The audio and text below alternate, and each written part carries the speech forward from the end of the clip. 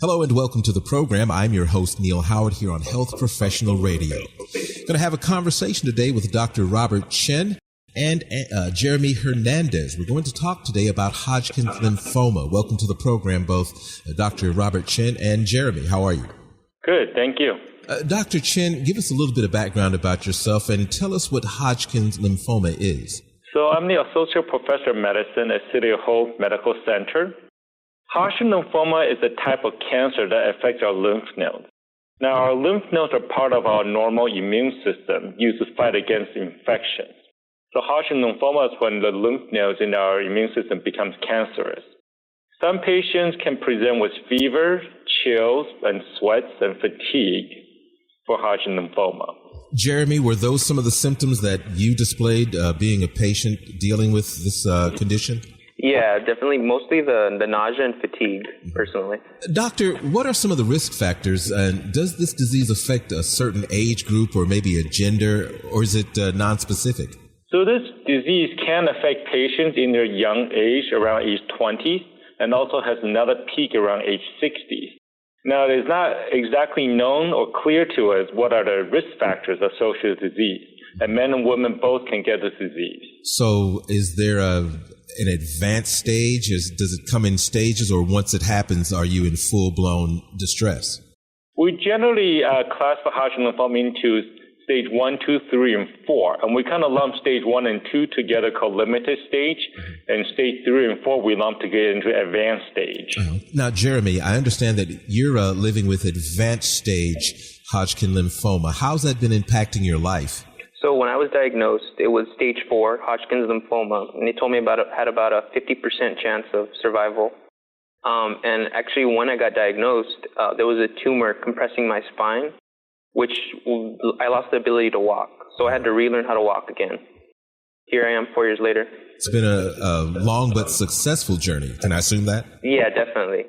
So, doctor, let's talk about some of the advancements in treatment for HL. Is Jeremy undergoing traditional treatments, or is he dealing with something brand new? So, fortunately, in Hodgkin lymphoma, we have a new advance called Adcetris, which is a new treatment specifically aimed to deliver treatment only to the cancer cells and not to the healthy cells, thus minimizing the side effects.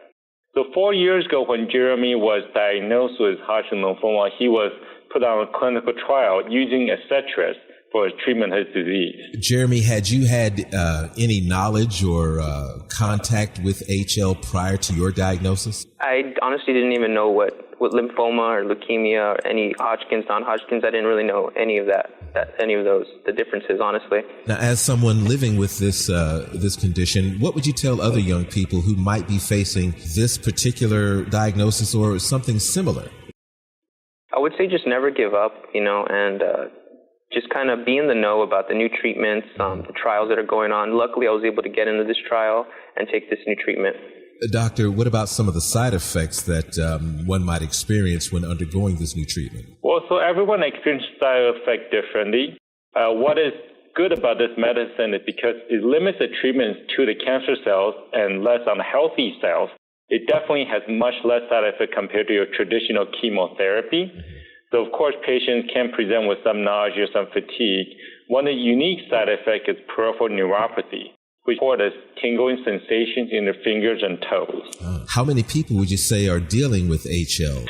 Well, about 8,500 patients are diagnosed with HL in a given year in the U.S. And as you say, it usually affects people it's usually diagnosed in their early adulthood? Yeah, about half are in early adulthood and half later age, around 60. Does this treatment work as effectively for those in their 60s who are diagnosed, say, in advanced stage, or are advanced stage diagnoses that late in life occur rarely? No, the treatment works equally as well in young patients and also older patients. And in fact, you can argue that has more of a benefit in the older patients who are not able to tolerate traditional chemotherapy. Well, where can our listeners go and learn some more about this new treatment and about Hodgkin lymphoma in general? Yeah, you can visit Adcetris.com for more information on the disease and the drug itself. Well, Jeremy and Robert, it's been a pleasure talking with both of you. Thank you both for taking the time this morning. Thank you. Thank you. You've been listening to Health Professional Radio. I'm your host, Neil Howard. Transcripts and audio of this program are available at hpr.fm and healthprofessionalradio.com.au. Thank you for listening to Health Professional Radio. We're very proud to be an independent broadcaster providing our content free of charge to you, the listener. One of the ways that we're able to remain free and independent is by having people like you become patrons. You can support Health Professional Radio simply by visiting hpr.fm and clicking the button that says Become a Patron.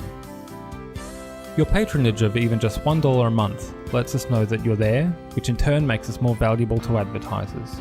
And, of course, if you're able to afford more, then we would certainly appreciate the support. My name is Toby Longhurst from Health Professional Radio. Please visit hpr.fm, click the Become a Patron button, and support us if you can.